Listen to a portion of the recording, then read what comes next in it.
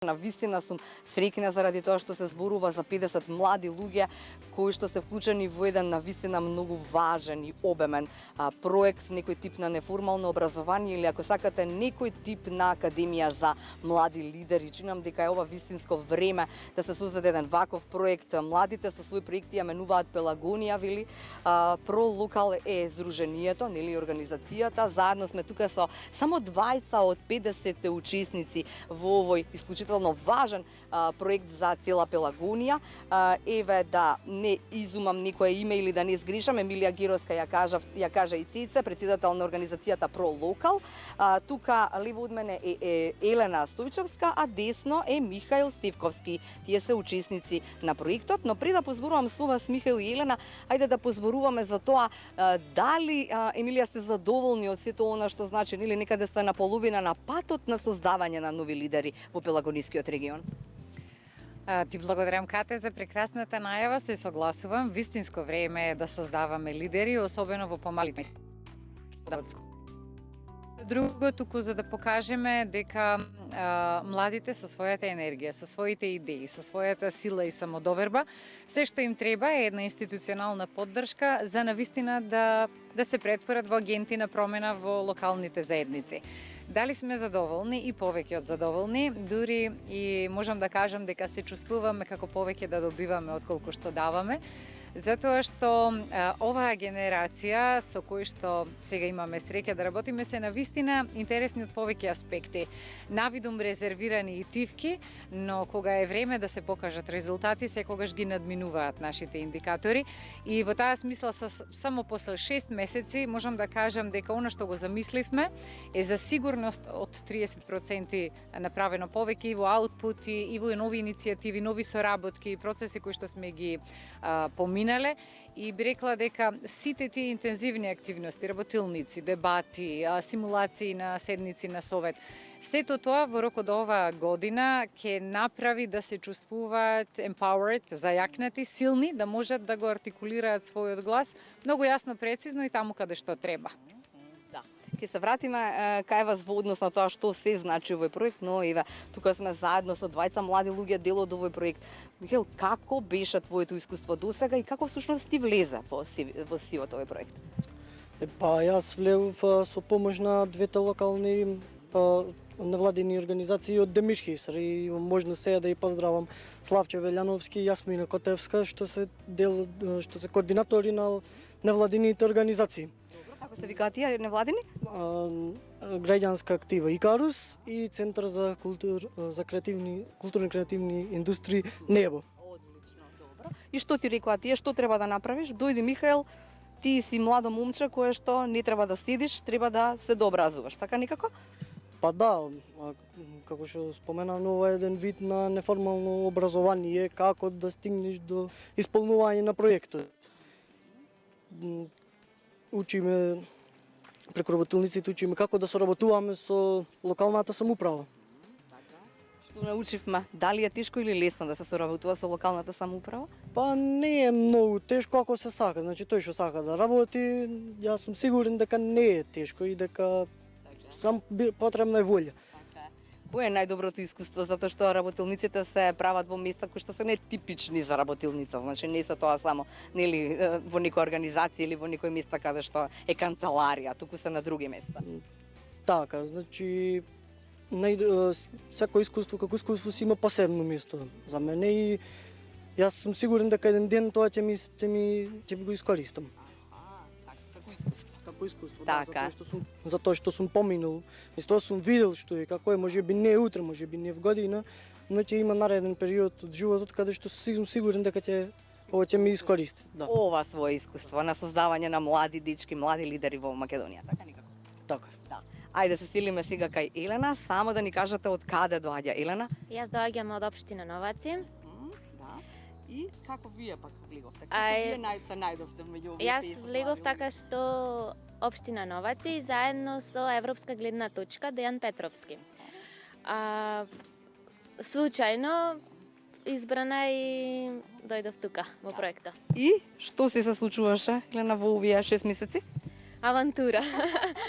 Баш беше интересно, значи од првата работилница чекавме со душа што се вика да дојде другата наредната за нешто ново, некои нови искуства, нови знаења и баш ни е многу интересно и убаво. Имате супер ментори кои што може да се научат од многу нешта во различни области. Имаш ли некој за споменување кој што вау ти оставил најголем впечаток од сите нив?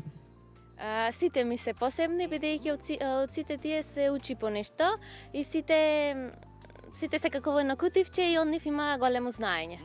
Кога сме кон ние работилници, нели каде беше тоа, во тератана имаше работилници? Како? Каде се местата? Работилница не беше во Отешево, имаше во тератана ефективно и ефикасно. Имавме во Охрид, сега наредната ни е во Крушево, претходната ни беше во Прилеп. Така.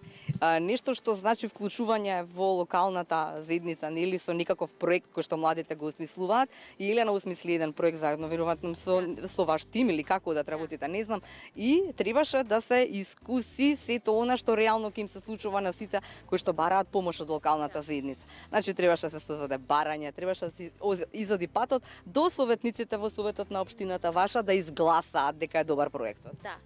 Па ние од општина Новаци имавме проект за теретана на отворено. И заедно со општината и со Empowering People сме до реализација на проектот. Да. Беше вклучена во пишување, создавање? Во се, да. Тешко или лесно е како искуство? Лесно. Лесно? Да. Одлично. Лесно затоа што ги знам сега работите, не беше лесно, ако не знаев немаше да ми биде лесно. Така е, да. Кога сме кај Михал, мора да споменаме што е она што ќе му се случува пак на твоето место. Ние како проект го задовне реконструкција на градскиот парк, затоа што сега во овој момент е во лоша состојба и сакаме да го реконструираме, а со тоа ќе добијат сите групи на граѓани ќе добијат нешто корисно за нашата општина. Значи не е само за деца, не е само за возрастни. Ќе може да се одржуваат културни настани со тоа Во едно убаво светло, така, во ново руво. Па да, во едно убаво светло и мислам дека туку сум сигурен дека ќе биде успешен 100% и дека ќе бидеме мотив и за другите млади во државава да продолжат вака, да работат, да си ги сакаат општините, да прават нешто продуктивно, затоа што само тие се промената што сакаат да ја видат, значи само тие може да ја предводат промената што сакаат да ја видат. И како Сузовен е веќе новиот лидер. Емилија, дали тоа беше целта всушност? Токму тоа, ова што Мики го кажува и што верувам дека го носел во себе, меѓутоа еве ние помогнавме со поддршка од амбасадата на Кралството Холандија преку овој проект да го артикулира својот глас, да знае каде треба својата потреба да ја адресира, меѓутоа да знае и да мотивира своји врсници или генерално луѓе од својата општина и сите заедно она што го чувствуваат дека е потреба, предизвик, проблем, да знаат да го изодат тој административен пат и да стигнат до решавање на истото. Тоа го направија сите 50 млади од Пелагонискиот регион, значи освен во Новаци и во Демирхисар овие два подпроекти. Ресен ќе добие младински хаб, таму дечките одлучија дека сакаат да работат на нови туристички содржини, нешто ново иновативно, по нивни терк, нели, сите од младите учиме. Кривогаштан и Долнин исто така се одлучија за реновирање и поставување на содржини надвор, теретани, паркови и слично. Истото се случува и во Могила. Крушево ќе имаат кино на отворено. Многу интересни идеи.